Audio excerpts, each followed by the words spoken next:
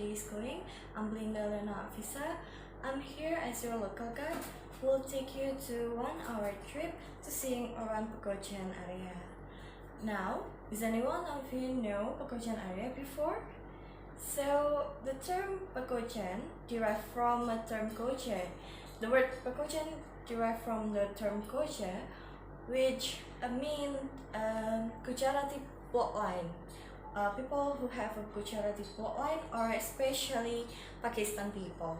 So, as you can see here, also there are a lot of settlement, but it's the settlement here has been last for more than 1 century. But of course, it's changing the owners. So there's a lot of people who moving and move out to here. And in the past, this area was filled with people who came from Gujarat, or let's say Arab. And there's a lot of also the local people, let's say it's Javanese people, and there are also Chinese people.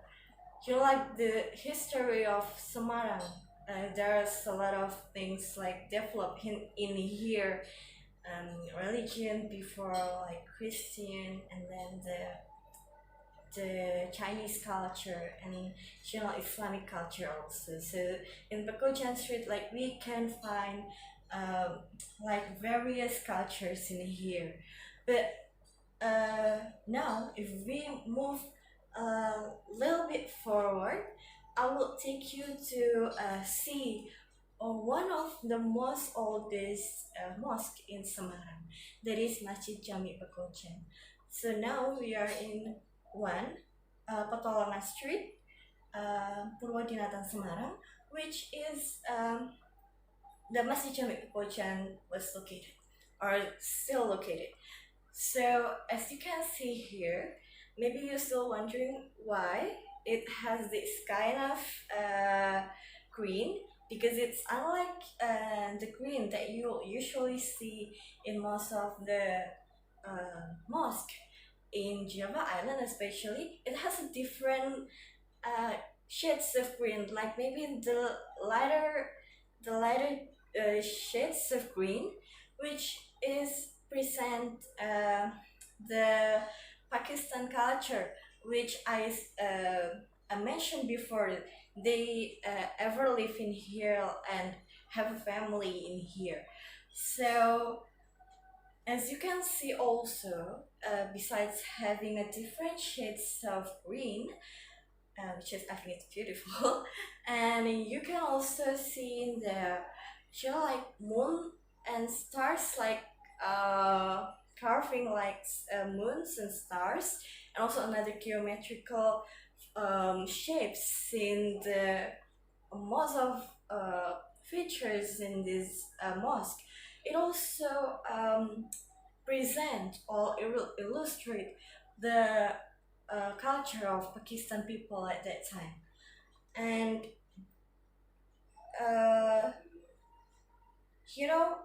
Masjid Jami Pekojan was built in 18th century, or especially was built in 1780s, say around that year. So you can imagine how old is this mosque. But as you can see here, it's so well preserved. And you can also see the original size of the mosque, which is actually located behind the mosque. So this mosque was not this big, but actually the original size of the mosque was about 16 kilometers squares, and the first built ships, or the first building of this mosque was on the back side of this mosque.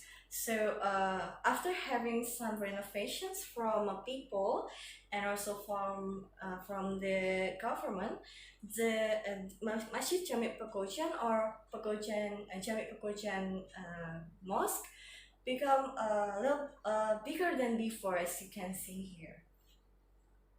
And if we move will be inside, so let's follow me. You can see the relics and some stick, and also there's a beduk. It's big drum like things which people usually use it for as a sign to announce the time for Muslim especially to having a prayer, which is it's a must for Muslims.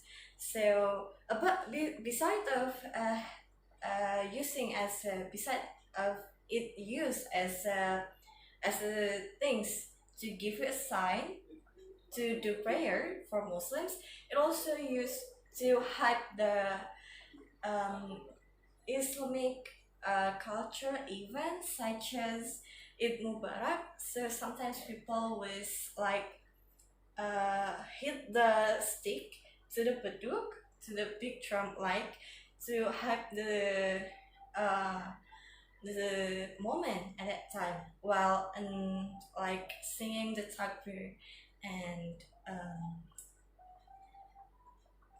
the the takbir and maybe sometimes they're going around with it. And you can also see the pillar and Sopo Guru here, still well preserved. But if you still remember, I've explained in the beginning that this mosque is one of the oldest mosques in Semarang, and it was built in 1780. So you can imagine how old it is.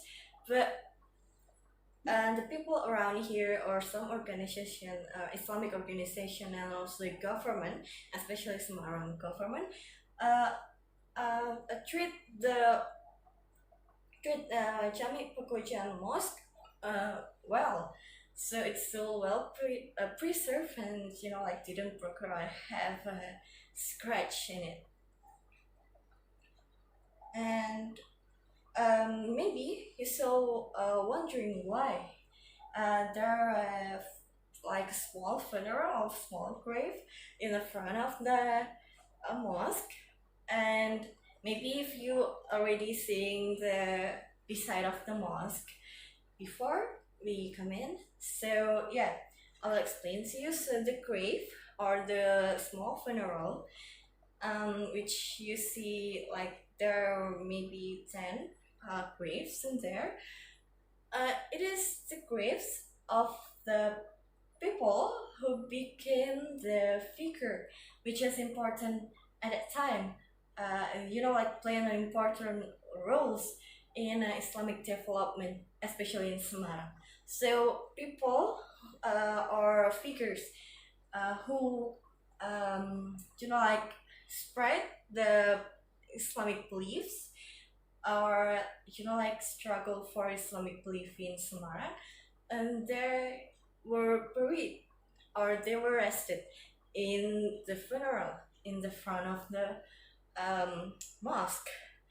But like it's maybe most of people know, or maybe some others still wondering why it's like different, since maybe people like, oh, the Japanese culture, it's also can drawn from the way the grave is built. So like some Muslim, which has especially a Japanese Muslim, it has a different culture to build the grave. Like Japanese kind of will be affected by Hinduism culture. So there's a temple like even for the graves. But why? As you can see in the front funeral in the front of the mosque, and they have no like temple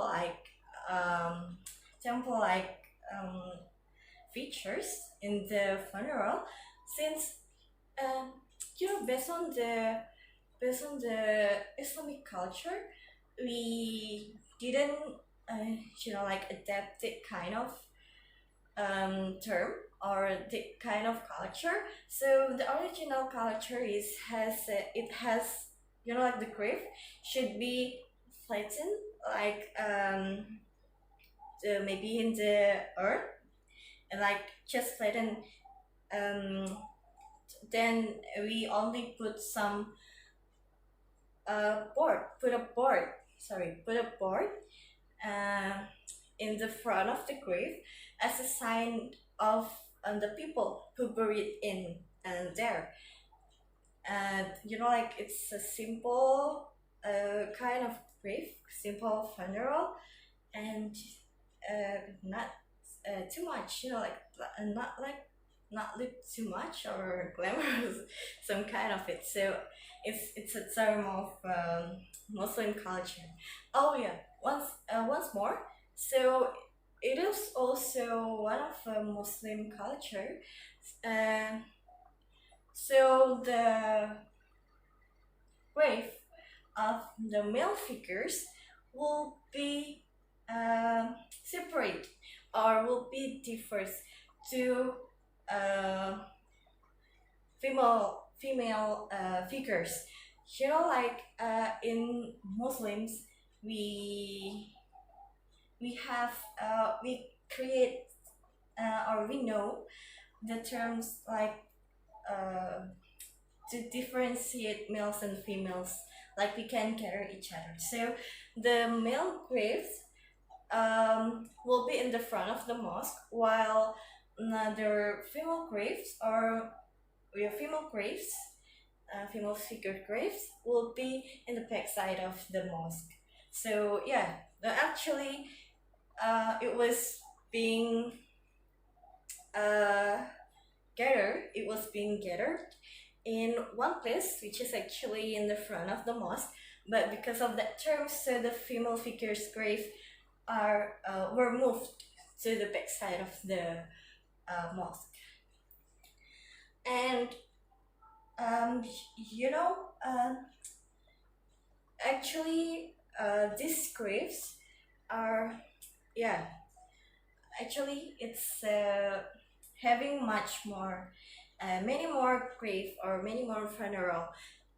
But because of that policy, because of the policy of that time, so yeah, uh, the family of the figures who rested in here were decided to bring their family or relative out and like rested them to another funeral. And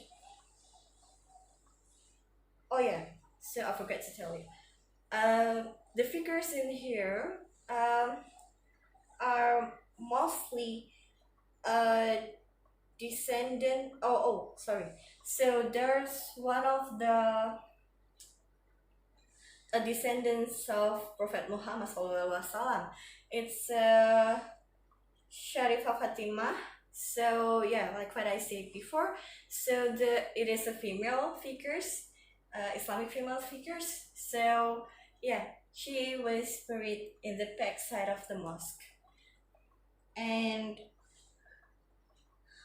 if we going out again to the front of the mosque, we can also see the big Bidara tree. Well, actually, this is a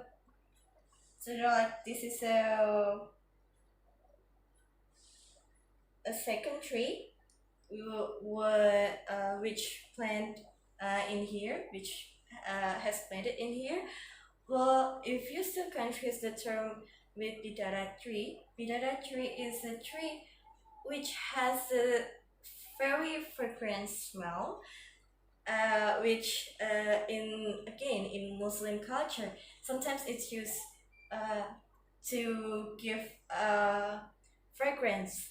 One of the example is to like shower up or clean up the dead body. So yeah, but some people think that Bidara tree has a negative aura, but actually you know, yeah, yeah. Maybe people think like that because in Islamic culture, it is popular to be used as a fragrance when we want to like shower up or clean up the dead body before it being buried.